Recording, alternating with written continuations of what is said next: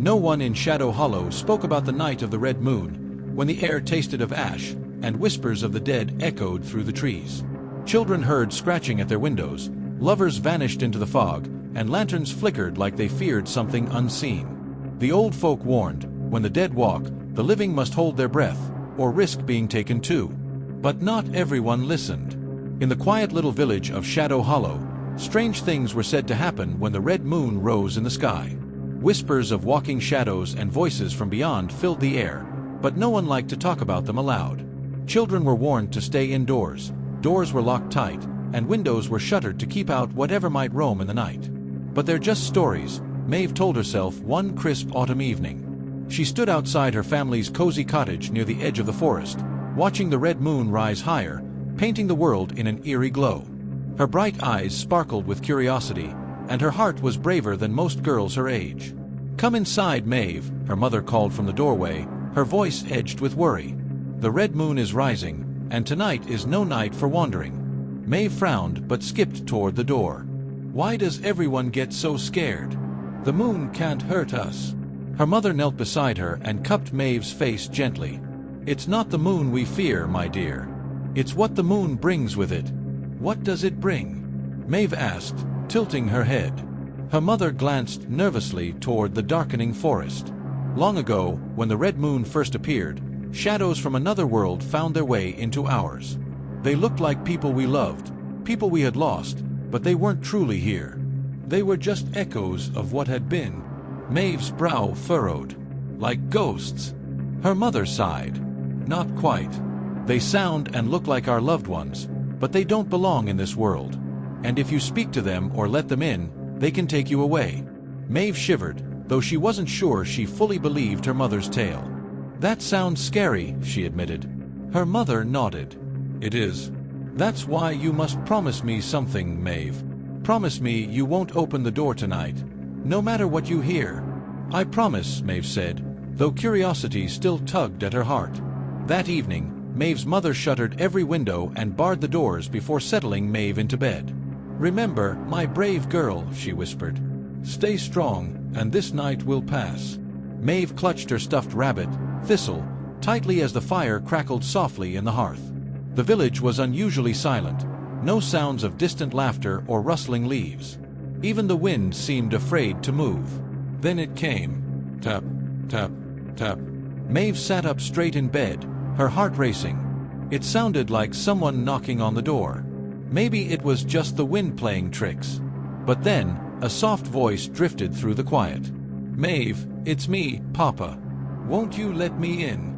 Maeve gasped, her eyes widening. The voice sounded just like her father's, warm, kind, and gentle, just as it had been before he passed away 2 winters ago. "Maeve, please," the voice called again. "I miss you, my little star." Maeve's chest ached with longing. She missed her father terribly. Maybe, just maybe, it was really him.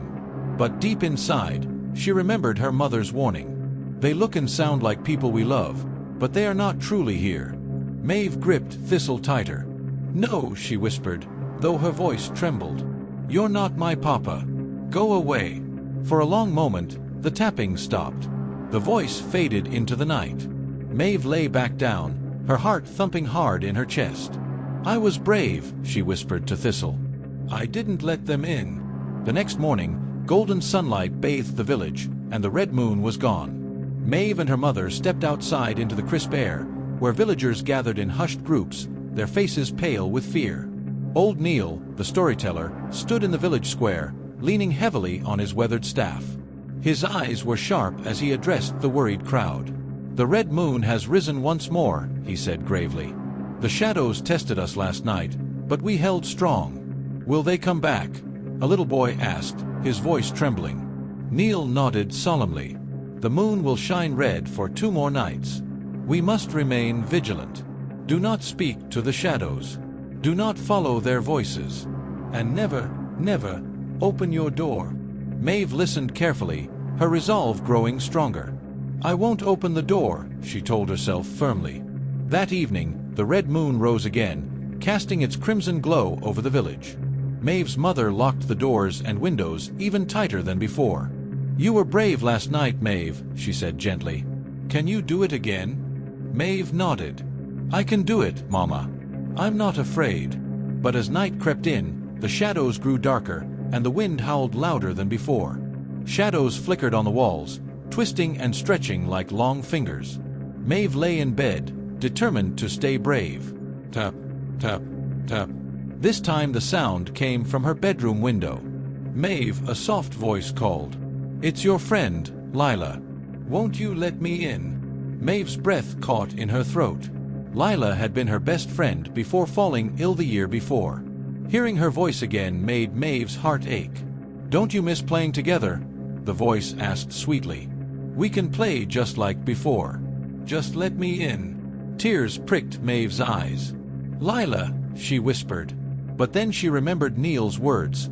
Do not speak to the shadows. You're not Lila, Maeve said, her voice steady despite the lump in her throat. Go away.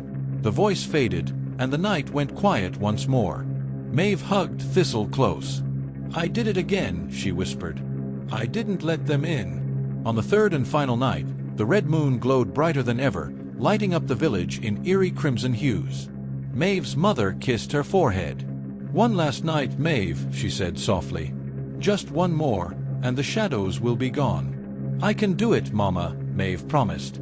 But that night, the wind roared fiercely, and shadows twisted like living creatures on the walls. Maeve stayed under her blanket, determined not to be afraid. Then came the voice, a voice more familiar than any before.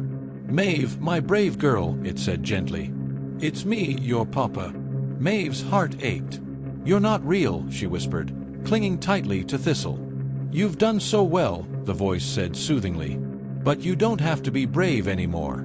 Just open the door, and I'll take care of everything. For a moment, doubt crept into Maeve's mind. But then she remembered her mother's words. They only want to take you away. No, Maeve said firmly. I won't go with you. The voice hissed, sharp and angry, before fading into the wind. When dawn broke, the red moon was gone. The village sparkled under the warm golden sun, free of shadows at last. Maeve's mother hugged her tightly. You were brave, my Maeve, she said proudly. Because of you, Shadow Hollow is safe. Old Neil smiled at Maeve as he stood in the square. The shadows will remember your courage, he declared. And because of you, they will not return for many years. Maeve beamed, holding Thistle close. She knew that even if the red moon rose again someday, she would be ready, braver and stronger than ever before. The end. When faced with fear, courage and kindness will always light your way.